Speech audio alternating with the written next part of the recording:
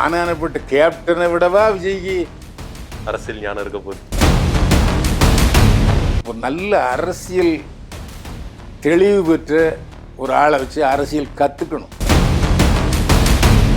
எது அரசியல், எதனால அதிமுக ஜெயிச்சுது, எதனால திமுக ஜெயிச்சுது, எதனால ஜெயலலிதா ஜெயிச்சாங்க, இதெல்லாம் அனலைஸ் பண்ணல அவருக்கு தெரியாது. அதிமுகவுக்கும் திமுகவுக்கும் தெருவுக்கு தெரு மன்றங்கள் இருக்கு, கிளை இருக்கு. ஆனா விஜய்க்கு பேஸ் இல்லை.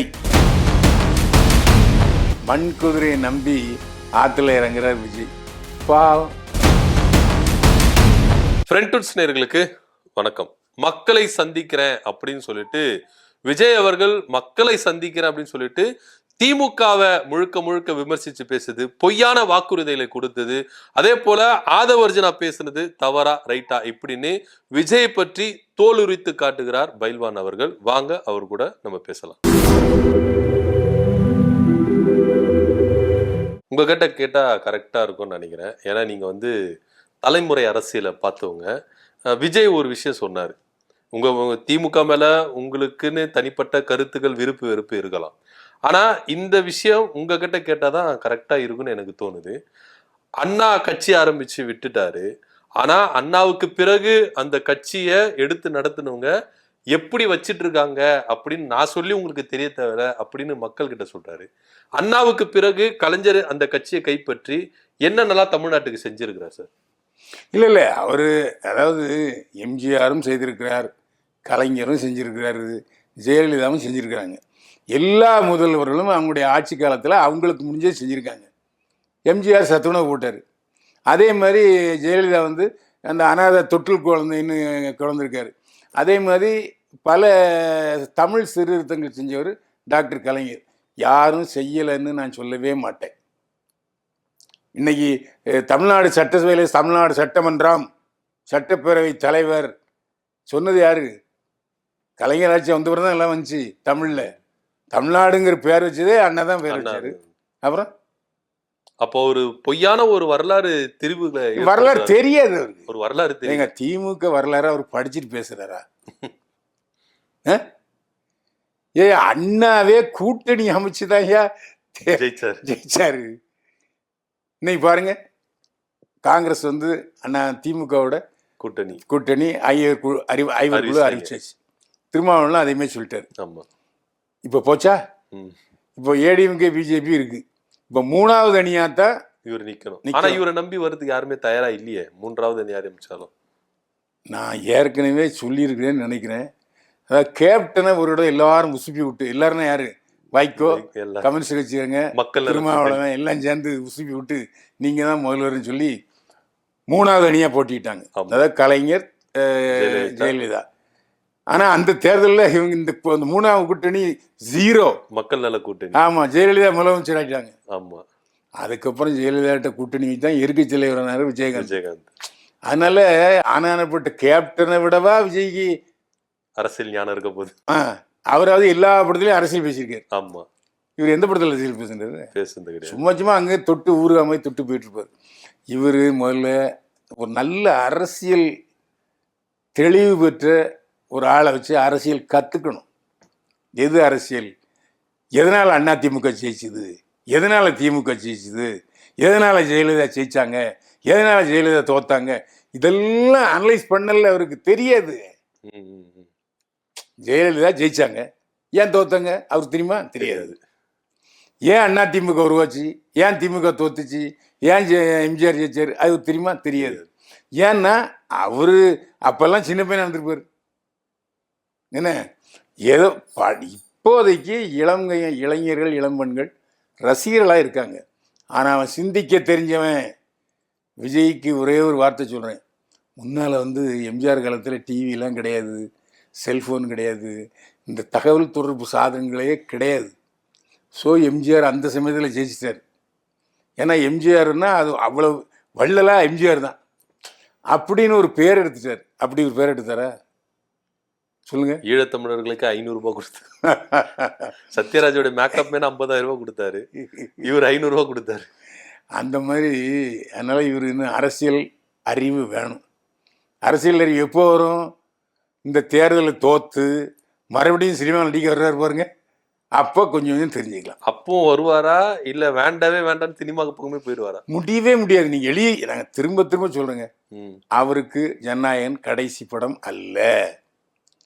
என்ன கொஞ்சம் சம்பளத்தை குறைச்சிருவார். இப்போ 150 கோடி 120 வாங்குறாருல, ஆமா. 80 கோடி தான் வரும் தயாரிப்பாளர். யோ நீ தோத்து போயிட்ட, நீ தேராது பண்ணிட்டு மறுபடியும் நடிக்க வருவார் விஜய்.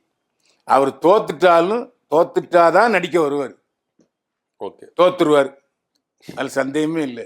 ஏன்னா ரிசல்ட் அவர் இப்பவே முன்னாடி கூட்டணியே இல்லைங்க. கூட்டணி அவர் கூட மிஞ்சி, அதாவது டிடிவி தினரும் கொஞ்சம் கதை தட்டி பார்த்தாரு, ஆமா. திறக்கல, க்ளோஸ். இப்போ அவரும் திட்ட ஆரம்பிச்சிட்டாரு. தம்பி நரசிம்மா அவரும் க்ளோஸ், நிறுத்தி விட்டாரு. அப்போ இவர் தனியாக போய் என்ன செய்ய போறாரு? சரி, ஏதோ 2-3 உதிரி கட்சியில் சேரலாம், ஆமா. அதை வச்சு இவரால் ஒன்றும் பண்ண முடியாது. இன்னொரு விஷயம், அதிமுகவுக்கும் திமுகவுக்கும் தெருவுக்கு தெரு மன்றங்கள் இருக்கு, கிளை இருக்கு, அவன் நிர்வாகிகள் இருக்கான். அவன் பேஸ்மெண்ட் நல்லா இருக்கு, பேஸ் நல்லா இருக்கு. ஆனால் விஜய்க்கு பேஸ் இல்லை. ரெண்டாவது, அவங்க துணிச்சலாக இப்போ ஜெயிலுக்கு போவாங்க, போன பிறகு வழக்குகளை எதிர்கொள்வாங்க. ஆமாம். இவங்க பாருங்க, அது அவன் 2 பேரும் ஓடிட்டான், தலைமுறை ஆகிட்டான். ஓடிட்டு மாவட்ட செயலாளராக தான் கை காட்டினாங்க. எனக்கு எதுக்கு சம்பந்தம் இல்லை. அந்த மாதிரி வச்சு, அதாவது மண் குதிரையை நம்பி ஆற்றுல இறங்குறார் விஜய். பாவம், நாம் என்ன செய்ய முடியும்? அனுதாபம் தான் தெரிவிக்க முடியும். ரெண்டாவது, அதிமுகவில் காசு அதிகம், திமுகலையும் காசு அதிகம், போட்டி போட்டு பணத்தை இறப்பாங்க.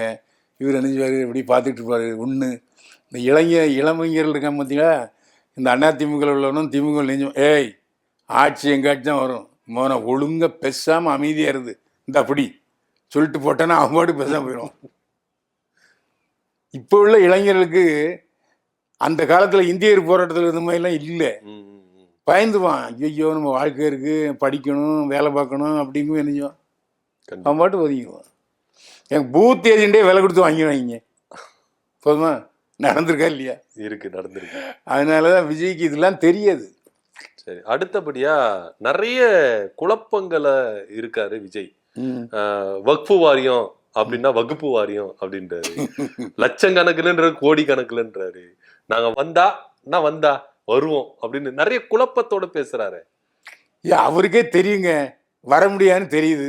அதனால பேச்சில் அந்த டங் ஸ்லிப்பை வளர்றாரு. அதுக்கு என்ன செய்ய முடியும்? எம்ஜிஆர் இறங்கினார்னா உடனே கம்யூனிஸ்டுகள் கை கொடுத்தது. எங்கே திண்டுக்கல் தேர்தலே ஏற்றுனாலும் வந்துட்டார். அதுக்கப்புறம் கம்யூனிஸ்டுகள் கை கொடுத்தாங்க, அதுக்கப்புறம் காங்கிரஸ் கை கொடுத்தது. அப்படிதானே வர முடிஞ்சது. கண்டிப்பாக. இப்போ தமிழ்நாட்டில் காங்கிரஸோட டிஎம்கேயும் அலைன்ஸ் வச்சுருக்காங்க, ஏடிஎம்கே அலைன்ஸ் வச்சுருக்காங்க, பிஜேபியோட ஏடிஎம்கேயும் அலைன்ஸ் வச்சுருக்கு, டிஎம்கேயும் வச்சுருக்காங்க. அதனால் டெல்லியில் உள்ள பாஜக திமுகவோட ஒன்றும் திமுகவோட செய்வாங்க, அண்ணாத்த முடிச்சு. இது வழக்கமான விஷயந்தான், இது ஒன்றும் பெரிய விஷயம் இல்லை. என்ன இப்போ கொஞ்சம் ஆன்மீகம் கொஞ்சம் அதிகமாக, கூட்டங்கள்லாம் அதிகமாக வருது, கோயிலில் இந்துன்னு சொல்கிறாங்க.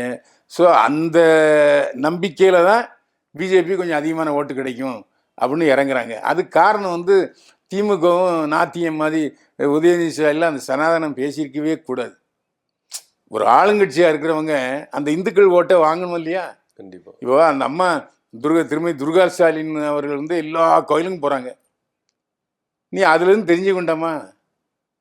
சரி, அம்மா எல்லா கோயிலுக்கும் போகிறாங்க, நீ சனாதனம் பேசுகிற, தேவையா இது? இந்த சனாதனம் பேசியதன் காரணமாகவே வடநாட்டில் உள்ள பல கட்சிகள் டிஎம்காரனை டிஎம்கே இருக்கிறாங்க. அதுவே அவங்களோட அலையன்ஸ் வச்சுக்கொண்டான். இந்தியா கூட்டணியில் பல பேர் திமுகவை சேர்க்க விடாண்டு சத்தம் போட்டுடுங்க. இதெல்லாம் காரணம் திமுகவுடைய வெற்று பிரச்சாரம். இந்த நாத்திக பிரச்சாரத்தை யாருமே சொல்லலாங்க, பேசுறதுக்கு இனிமையாக இருக்கும், ரீச் ஆகாது.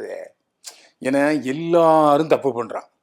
அப்போ எல்லாருக்கும் பயம் இருக்குது. அந்த பயத்தை நினைக்கிறான், சாமி காப்பா சாமிங்கிறான். அப்போ நீ ஒன்றும் இல்லைங்க.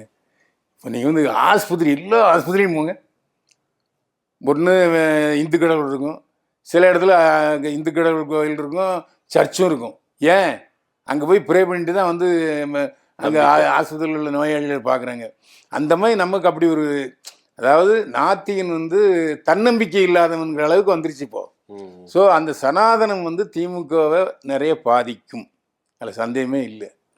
இவங்க இடையில நாங்கள் நாத்தியம் இல்லை, நாத்தியத்து ஆதரவானவங்க இல்லை, ஆத்தியத்துக்கு எதிரானவங்கன்னு சொன்னால் கூட மக்கள் நம்ப தயாராக இல்லை. சரி, இது ஒரு புறம் இருக்க, விஜயோடைய முன்னாள் மேனேஜர் பிடி செல்வகுமார் 2 நாளைக்கு முன்னாடி ஒரு கண்டன எச்சரிக்கை ஒன்று கொடுக்குறாரு. விஜய் அவர்கள் உஷாரா இருந்துக்கணும் அப்படின்னு. ஏன்னா விஜய் வந்து நான் வளர்த்த மரம், 25 வருஷமா அவர் கூட நான் இருந்தேன், அவரை பார்த்து பார்த்து நான் வளர்த்து விட்டேன், எனக்கும் ஒரு பங்கு உண்டு அவரை வளர்ந்ததுக்கு. புலி படத்துல நாளைக்கு படம் ரிலீஸ்னா இன்னைக்கு எங்க வீட்டுல ரைடு இருக்கு, எங்க வீட்டுல 2000 ரூபாய் தான் இருந்தது, கூட இருந்தவங்க தான் போட்டு கொடுத்தாங்க அப்படின்னு சொல்லிட்டு ரைடுக்கு வந்தவங்களே என்கிட்ட சொல்றாங்க. ஸோ விஜய் கூட இப்ப இருக்கிறவங்க தான் அன்னைக்கு எனக்கு போட்டு கொடுத்தாங்க, ஸோ விஜய் இதுக்கப்புறம் உஷாரா இருக்கணும் அப்படின்ற ஒரு கருத்தை முன்வைக்கிறாரு. இதை எப்படி நீங்க பாக்குறீங்க? எனக்கு தெரிந்து அன்றைய காலகட்டத்தில் விஜய் வீட்டுக்கு ரைடு போச்சு. அப்போ அதில் ஒரு கணக்கு இருந்துச்சு. அதாவது புலி படத்துக்கு விஜய் இலவசமாக நடிச்சு கொடுத்தாரு அப்படின்னு ஒரு ரெக்கார்டு இருக்கு. ஆனால் இவர் என்ன பண்ணார், இவ்வளோ கொடுத்தேன் அப்படின்ட்டு ரெக்கார்ட் பண்ணியிருக்காரு. அந்த விஷயத்தில் அவர் என்ன பண்ணார், ரிலீஸ் அன்னைக்கு நீ பார்க்க வராதுன்ட்டார். விஜய்க்கும் புலி தயாரிப்பாளர் பிடி செல்வகுமாருக்கும், அதாவது விஜயோடைய மேனேஜருக்கும் பண விஷயத்தில் ஏதோ ஒரு மர்மமான விஷயத்தில் தான் விஜயும் கோவத்தில் இருக்காரு, செல்வகுமாரும் கோவத்தில் இருக்காரு. அது அவங்க 2 பேரும் சொன்னா தான் தெரியும். இப்போது உங்கள் ஆஃபீஸில் நீங்கள் வேலை செய்கிறீங்க, திடீர்னு உங்கள் எம்டி உங்கள் மேலே கோவப்பட்டாருன்னா அதுக்கு ஏதாவது காரணம் இருக்குமா இல்லையா? கண்டிப்பாக இருக்கும். அதேமாதிரி நீங்களும் திடீர்னு உங்கள் எம்டி மேலே கோவப்பட்டீங்கன்னா ஏதாவது காரணம் இருக்கும் இல்லையா? அந்த காரணம் உங்கள் 2 பேருக்கும் தான் தெரியும். நீங்கள் சொன்னால் தான் தெரியும். அவர் இது வரைக்கும் சொல்லவே மாட்டேங்கிறாரு. நான் கேட்டுட்டேன். அதாவது அண்ணே படம் ரிலீஸ் ஆகணே நாளைக்கு, என்னைய பார்க்கவே இல்லைண்ணே, வெளியே போய் சொல்லு அப்படின்னு சொல்லிட்டாருண்ணே அப்படின்னு சொன்னார். என்ன காரணமா இருக்கும் சார்? அதுதான் நமக்கு தெரியல. அது மூடு மந்திரமா இருக்கு. அது அவங்க 2 பேரும் சொன்னாதான் தெரியும். ஆனால் பிடி செல்வகுமார் சொல்ற விஷயங்கள்ல 80% உண்மை. எப்படின்னா அவர் சரியான அதாவது உதவி பண்றதுக்கு ஆள் இல்லை, ஆலோசனை பண்றதுக்கு ஆள் இல்லை, அப்பாவை துரத்தி விட்டாரு. இவ்வளோ தூரம் விஜய் நற்பணி மன்றம் இவ்வளோ தூரம் வளர்ந்துருக்க காரணம் டைரக்டர் எஸ் சந்திரசேகர் தான். அப்பா மீதுமே நம்பிக்கை இல்லாமல் நம்பிக்கை இழந்து அந்த புஷியானதை கொண்டு வந்தார். அது எவ்வளோ பெரிய தப்பு. கண்டிப்பாக. அப்புறம் குட்டி ஸ்டோரி ஒன்று சொல்றாரு. விஜய் தான் எல்லாருக்கும் குட்டி ஸ்டோரி சொல்லுவாரு, நான் விஜய் ஸ்டோரி சொல்றேன். ஆமா, அந்த குட்டி ஸ்டோரி நானும் கேட்டேன். கேட்டீங்களா? அதை பத்தி உனக்கு கருத்து என்ன சார்? இல்ல, அதாவது அவர் நல்ல எண்ணத்துல சொல்றாருங்க. பிடி செல்வகுமார் விஜய் சரியான பாதையில போகல, தவறான பாதையில பயணிக்கிறாருங்கிற தெளிவா சொல்றாரு. அவ்வளவுதான். இதை இந்த ஆளு கேட்க மாட்டான். யாரு? விஜய் கேட்கவே மாட்டாரு. ஆனா எனக்கு தெரிஞ்சு நிறைய சிரமப்பட்டார். விஜயை வளர்க்கறதுக்காக நிறைய சிரமப்பட்டார். அது பல விஷயங்கள் என்கிட்ட சொல்லியிருக்காரு, அதை சொல்ல வேண்டானேன்னு இருக்காரு. அதாவது பல சிக்கலான சூழ்நிலையில், இக்கட்டான சூழ்நிலையில் விஜயை கொண்டு வர்றதுக்கான முயற்சி நிறைய வந்துச்சு. அதில் சமயத்தில் அஜித்தை ஓவர்டேக் பண்ணிட்டாங்க. அதை அப்படியே பேலன்ஸ் பண்ணி அஜித்தை ஓவர்டேக் பண்ண வச்சு விஜயை எல்லாம் உதவுனது பிடி செல்வகுமார். அதில் எந்த சூழ்நிலையும் இல்லை. ஆனால் அவ்வளவு செஞ்ச பிடி செல்வகுமார் மேலே கோவப்படுறார் விஜய்னா அது என்ன காரணம்? கூட இருந்த 2 பேர் தான் காரணம் இருக்கலாம். அதான் ஒரு பிடி செல்வகுமார் சொல்றதே அதுவாக தான் இருக்கு. ஏன்னா பிடி செல்வகுமார் விஜய் கூட இருக்கும் பொழுது பல இறக்கங்களும் வந்திருக்கு, ஏற்றமும் வந்திருக்கு. அந்த டைம்ல அவர் கூட இருந்திருக்காரு. இவங்க சொல்ற 2 பேரும் உள்ள வந்த பிறகு விஜய் டாப்ல தான் இருந்திருக்கிறார். அவரு நான் என்னுடைய அவரு சொல்றபடி யாரா இருக்கும் அப்படின்னு பார்த்தா அவருடைய மேனேஜர் ஜெகதீஸ்வரம், அப்புறம் புஷியானந்தம், இவங்க 2 பேரும் உள்ள வந்த பிறகு விஜய் டாப்ல தான் இருக்காரு. ஆனா பிடி செல்வகுமார் இருக்கும்போது ஏற்றத்தாழ்வுல எல்லா இடத்துலயும் இருந்திருக்காரு. அப்போ நான் வளர்த்த மரம் விஜய் அப்படின்னு சொல்றதுல அவருக்கு ஒரு பங்கு இருக்குதுன்றத நீங்க நம்புறீங்களா? ஆமா, அதுல எந்த சந்தேகம் இல்லை. நான் கூட இருந்தேனே. அதாவது ஜெமினி சினிமாவில் பிடி செல்வகுமார் நிருபராக இருக்கும்போது வந்து நான் பார்த்துக்கிட்டு இருக்கேன். அவர் நார்வேல்காரர். ஏன்னா அதே சமயத்தில் கமல் இந்த விஜயுடைய பணம் கொஞ்சம் அவர்கிட்ட இருந்ததுன்னு எனக்கு தெரியும். கலப்பை இயக்கத்துக்கு அதுதான் உதவிச்சு. ஸோ விஜயால் பிடி செல்வகுமார் உயர்ந்தார். பத்திரிகை நிருபராக இருந்தவர் பிஆர்ஓ ஆனார், மேனேஜர் ஆனார், செக்ரட்டரி ஆனார், தயாரிப்பாளர் ஆனார். ஸோ விஜயால் இந்த வளர்ச்சி. அதே மாதிரி விஜயுடைய வளர்ச்சிக்கும் அவர் உதவுனார். அதில் இவருக்கு அவர் உதவி இருக்காரு, இவருக்கு இவர் உதவி இருக்காரு. ஏன் இந்த சண்டை கோளாறுங்கிறது இன்னும் ரெண்டு பேருமே சொல்ல மாட்டேங்கிறாங்க. இது அவர் வாயே திறக்க மாட்டார். இதுக்கப்புறம் வெளியே வருமா பிடி செல்வகுமார் வெளியே வாய்ப்பே இல்லை. ஏன்னா இவரு தான் வாயை திறந்து எல்லாத்தையும் விஜய் பற்றி கிளீன் கழிச்சு விட்டாரு. இனிமே எங்கே வரப்போகுது? அதாவது எஸ்ஏசிக்கு கொஞ்சம் சப்போர்ட் பண்ணி பேசுகிறாரு. ஆனால் எஸ்ஏசி வந்து செல்வகுமாரை மறுபடியும் அரவணைச்சு உட்காரான்னா மாட்டார். ஏன்னா பிடி செல்வகுமாரா மகனானா யாருக்கு மகன் தான். அதை அவர் புரிஞ்சுக்க மாட்டேங்கிறது. பேசாத, நான் சொல்லிட்டேன் பிடி சுமல்கிட்ட, தயவு செஞ்சு பேசாதீங்க, அப்படியே சைலண்ட்டாக விட்டுருங்க, பின்னாடி சமாதானத்துக்கு ஒரு வாய்ப்பாக இருக்கும். இப்போ களத்தில் இறங்கி நீங்கள் பேசிட்டீங்கன்னா எஸ்ஏசியும் உங்களுக்கு ஆதரவு தர மாட்டார், விஜயும் ஆதரவு தர மாட்டார். ஏன்னா அவர் தேர்தலில் போட்டின்னு ஒரு எண்ணத்தில் இருக்கார். அப்போ என்னச்சு, நான் இதுக்கு மேலே சொல்ல முடியாது, இவ்வளோதான் சொல்ல முடியும். கரெக்ட். கடைசியா ஒன்று சொல்றாரு பிடி செல்வகுமார், எஸ்ஏசி மட்டும் இப்போ தாவைக்கால இருந்தால் கலையை பிடிங்கிடுவாரு அப்படின்றாரு. உண்மையா? ஒரு விஷயங்க, அதாவது விஜய் வந்து சினிமாவில் முழுக்க தீவிரமாக இருந்தபோது டக்குன்னு வா அரசியலுக்குன்னு இழுத்துட்டு வர பார்த்தாரு எஸ்ஏசி. அது அவர் மகனுக்கு பிடிக்கல. நான் இப்போ வரமாட்டேன்னு சொன்னார். அவர் வந்த பிறகு இவர் உள்ளே வராமல் போயிட்டார். அதான் விஷயம். யார் காரணமாக இருக்கும்? அதான் இப்போ புஷியானது இந்த மாதிரி ஏங்க எப்போவுமே இந்த கூட இருந்து ஜாலரா அடிக்காம பாருங்க, அவனுக்கு கொஞ்சம் பவர் ஜாஸ்தி. உண்மையை சொன்ன அப்பா என்ன இப்படி எல்லாம் தடுக்கிறாரு அப்படிங்கிறது ஒரு சின்னது இருக்கும். அதுதான், அதுக்கு மேலே நம்ம ஒன்று சொன்னால் நூறு புரிஞ்சுக்கணும். அவங்க புரிஞ்சுப்பாங்க நேரு. இப்போ எஸ்ஏசி உள்ளே இருந்தால் கட்சி எப்படி சார் இருக்கும்? விஜய் எப்படி இருப்பார்? அதாவது விஜய் என்ன நினைப்பாருன்னா, எஸ்ஏசி வந்து நாம் சொன்னதை பையன் கேட்கணும்னு நினைப்பார். ஆனால் பையன் அப்பா சொன்னதை கேட்குற மாதிரி இல்லை. அப்போவும் இந்த இது வந்துக்கிட்டே இருக்கும். ஏன்னா நல்ல கட்டுங்க, முதல் 3 படத்துக்கு என்கிட்ட இருந்து கதை கேட்டார் விஜய், 4ஆவது படத்துக்கு நான் தனியாக கேட்டுக்கிறேன்ட்டார்.